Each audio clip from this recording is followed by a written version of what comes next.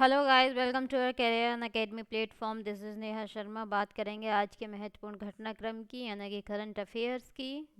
तो आज डेट है 26 नवंबर 2020, राइट। तो ज़्यादा जानकारी के लिए हमारे चैनल को सब्सक्राइब कर सकते हैं।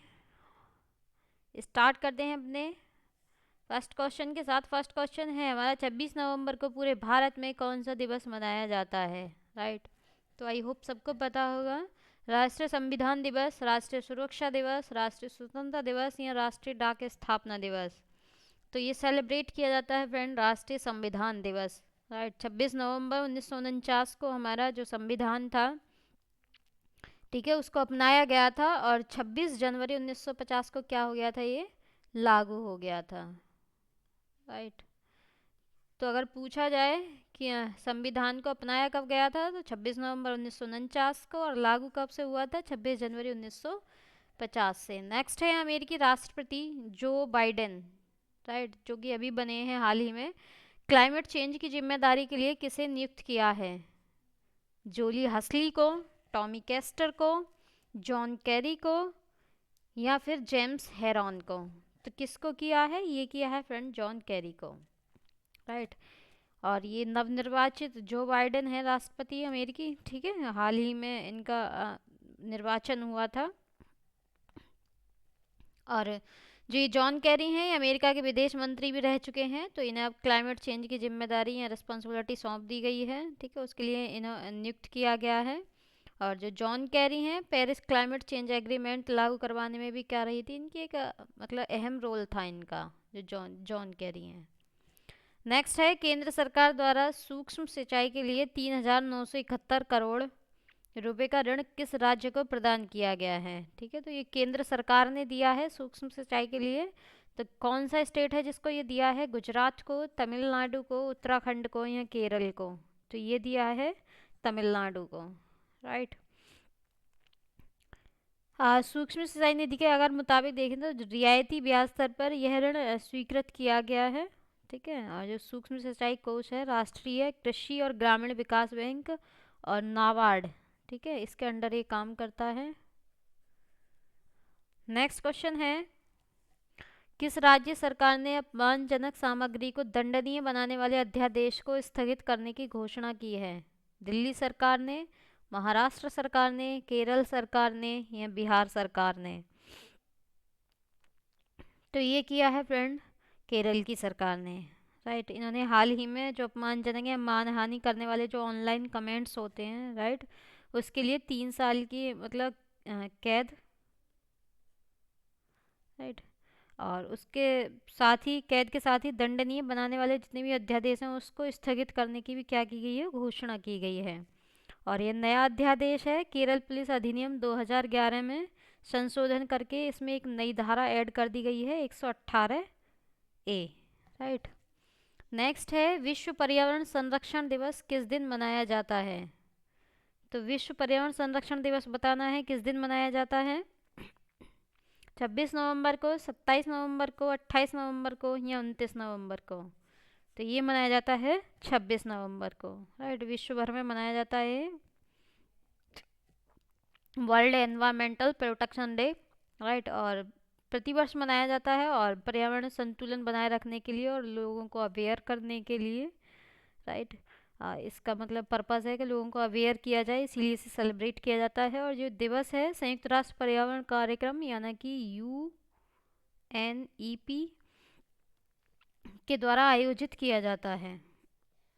नेक्स्ट है, DBS बैंक इंडिया लिमिटेड का किस बैंक में विलय कर दिया गया है? जो DBS बैंक इंडिया लिमिटेड है उसका किस बैंक में विलय कर दिया गया है, ये बताना है। तो इलाहाबाद बैंक है, स्टेट बैंक ऑफ इंडिया है, लक्ष्मी विलास बैंक है या कोटक महिंद्रा है?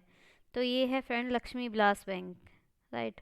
और प्रधानमंत्री जो हैं हमारे श्री नरेंद्र मोदी, उनकी अध्यक्षता में केंद्रीय मंत्रिमंडल ने ये हाल ही में मतलब डिसीजन लिया था और इस योजना को मंजूरी दी थी कि DBS बैंक इंडिया लिमिटेड को विलय किस में कर दिया जाएगा? लक्ष्मी विलास बैंक में इसका विलय कर दिया जाएगा। देश में जितने भी जमाकर्ता हैं उनकी हित की रक्षा और वित्तीय एवं बैंकिंग स्थिरता के हित में, ठीक है, जो बैंकिंग स्थिरता है उसके हित में बैंकिंग विनियमन कानून जो 1949 है, राइट, कि सेक्शन 45, ठीक है, उसका जो सेक्शन है 45, उसमें के तहत आरबीआई के आवेदन पर ये योजना बनाई गई थी। ठीक है, नेक्स्ट क्वेश्चन है, हाल ही में अहमद पटेल का 71 वर्ष की आयु में निधन हो गया, वह किस पार्टी से जुड़े थे?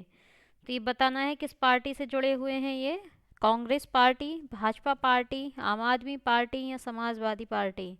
तो ये जुड़े हुए थे कांग्रेस पार्टी से, राइट। और ये सोनिया गांधी के सबसे करीबी सलाहकारों में से थे।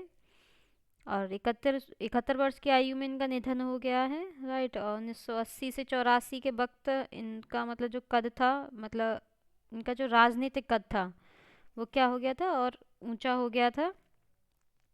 जब क्या हुआ था, जब इंदिरा गांधी का देहांत हुआ था, मतलब उनकी मृत्यु हुई थी, तो उसके बाद इन्होंने जिम्मेदारी संभाली थी, राजीव गांधी को इन्होंने तैयार किया था। तो इसलिए अहमद पटेल की जो गिनती है कांग्रेस के सबसे ताकतवर नेताओं में की जाती है, राइट। लेकिन हाल ही में क्या हो गया, हाल ही में उनका निधन हो गया है।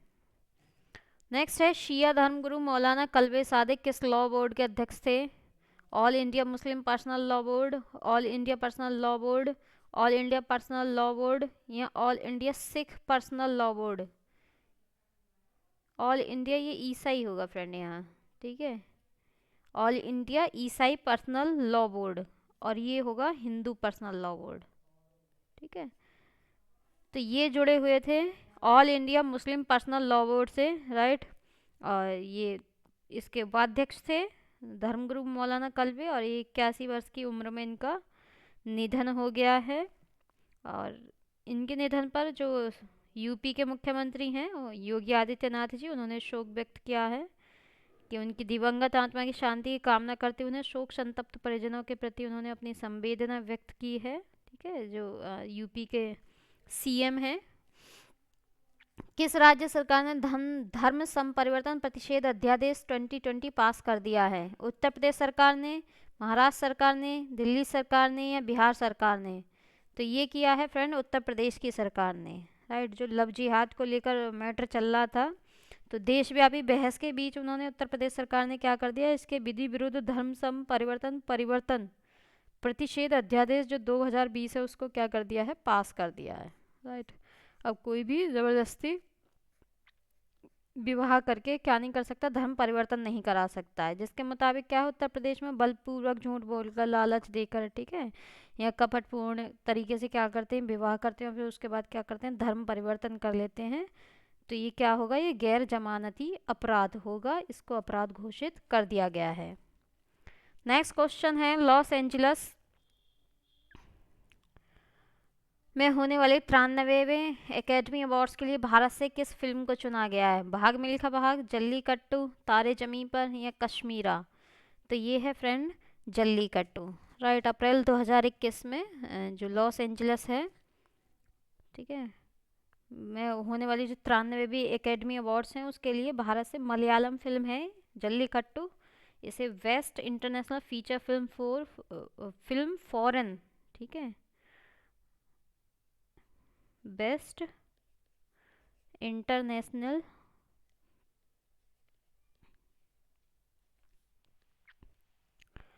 फीचर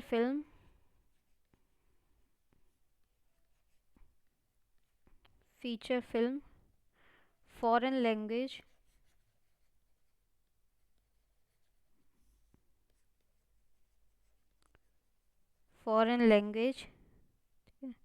कैटेगरी में इसे भारत का ये प्रतिनिधित्व करेगी, राइट। और जो फेडरेशन है उसके जो जूरी बोर्ड के चेयरमैन हैं वो हैं राहुल रवेल, ठीक है, राहुल रवेल हैं। इन्होंने कहा है कि जल्लीकट्टू जो है वो ऐसी फिल्म है जो वास्तव में उन समस्याओं को सामने लाती है जो कि क्या है, जो मतलब इंसानों में है, यानी हम जानवरों से भी क्या हैं, बदतर हैं, ठीक है।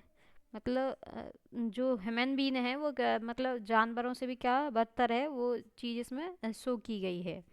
जल्लीकट्टू फ्रेंड एक फेस्टिवल, मतलब एक वो भी होता है, शायद इसमें बैलों की लड़ाई होती है, ठीक है। तो जल्लीकट्टू वो भी होता है, उसे भी सेलिब्रेट किया जाता है, लेकिन ये एक फिल्म है जल्लीकट्टू, राइट।